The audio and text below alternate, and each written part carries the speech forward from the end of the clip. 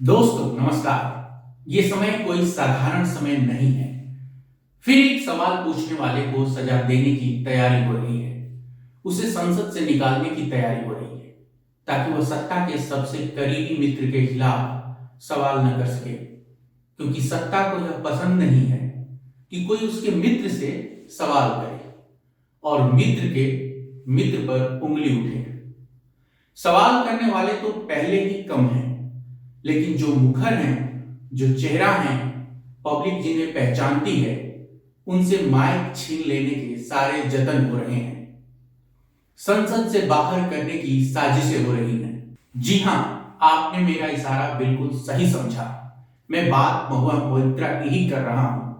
राहुल गांधी, संजय सिंह के बाद अब महुआ मोइत्रा की बारी है। उन्हें संसद से बाहर करने की तैयारी है। खबरें आई थी कि दिसंबर के दूसरे हफ्ते से संसद का शीतकालीन सत्र बुलाया जा सकता है, लेकिन इस सदन में क्या संजय सिंह होंगे, क्या महुआ मोइत्रा भी होंगी, ये बड़े सवाल है। जाहिर है कि राहुल गांधी के कंधों पर बोझ बढ़ जाएगा। जिम्मेदारी ज्यादा है और जनता की उनसे उम्मीदें थी, लेकिन जिस तरीके से महुआ मोइत्रा के खिलाफ एक्शन हुआ है, वह बताता है कि संसद तानाशाह की शिकार हो गई है।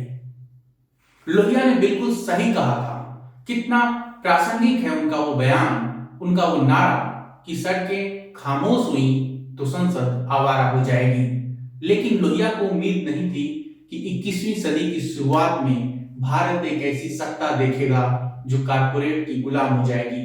सवाल पूछने वाले सांसदों के खिलाफ साजिशें की जाएंगी, उनके फोन की जासूसी होगी और उन्हें संसद से बाहर कर दिया जाएगा, चाहे इसके लिए कितनी भी तिकड़में क्यों न भिड़ानी पड़े।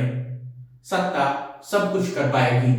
बीजेपी सांसद विनोद सोनकर की अगुवाई वाली लोकसभा की एथिक्स कमेटी ने 6-4 के बहुमत से महुआ मोइत्रा के निष्कासन की सिफारिश की है।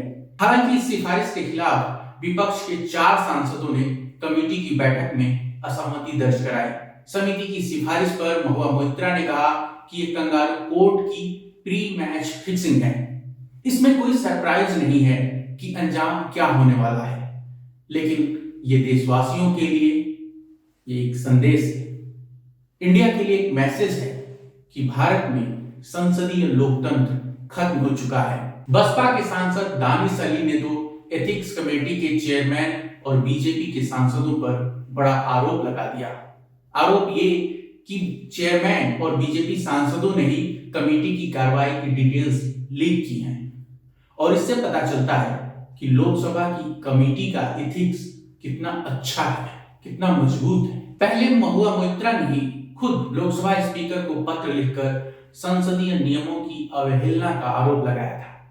मोइत्रा ने कहा कि जिस मीडिया संस्थान को रिपोर्ट लीक की गई उसका मालिकाना अडानी के पास है, जिनके खिलाफ महुआ मोइत्रा ने कॉर्पोरेट फ्रॉड का एक बड़ा आरोप लगाया है। लेकिन सवाल यह है कि क्या महुआ मोइत्रा का दोष साबित हो गया? बिना दोष साबित हुए किस बात की सजा? मजेदार बात यह है कि महुआ मोइत्रा के मामले में ही लोकपाल के सत्ता का तोता होने का भी पर्दाफाश हुआ। बीजेपी सांसद की बातों को ही माने तो किसने सोचा था कि जिस लोकपाल के लिए मनमोहन सिंह सरकार के खिलाफ कथित अन्ना आंदोलन में जनता सड़कों पर उतर आई थी, भ्रष्टाचार के खिलाफ लड़ाई थी, उसी लोकपाल का इस्तेमाल सवाल करने वालों को खामोश करने के लिए किया जाएगा।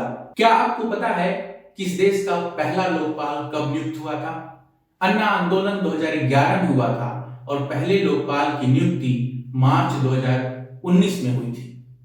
मौजूदा लोकपाल जस्टिस प्रदीप कुमार मोहंती हैं।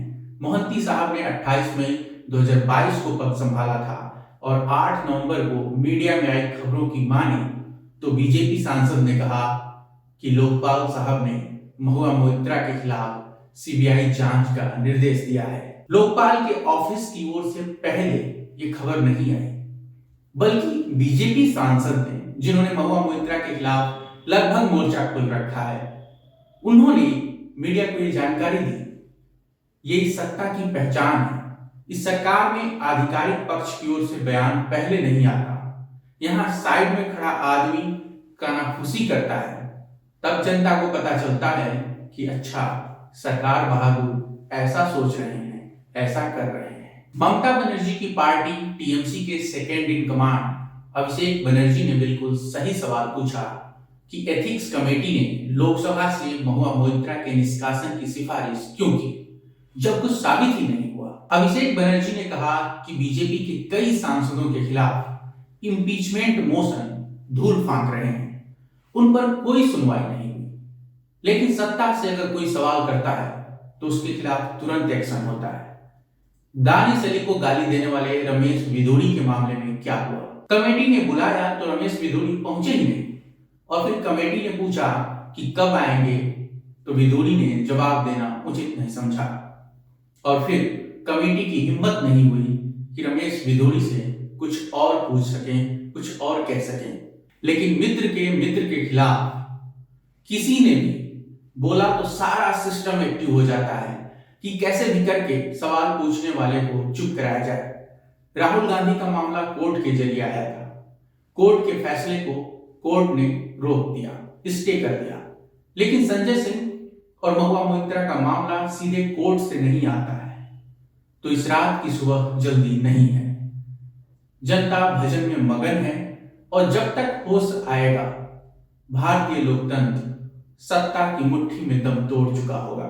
दोस्तों, YouTube और Facebook पर मैं नया हूं, आपका समर्थन ही मेरी ताकत है। आपसे गुजारिश है कि अगर आप ये वीडियो YouTube पर देख रहे हैं तो हमारे चैनल को सब्सक्राइब करें, और अगर आप Facebook पर देख रहे हैं तो हमारे चैनल को फॉलो करें, हमारे पेज को फॉलो करें, वीडियो को शेयर करें, दोस्तों को बताएं। आप सबका शुक्रिया। नमस्कार।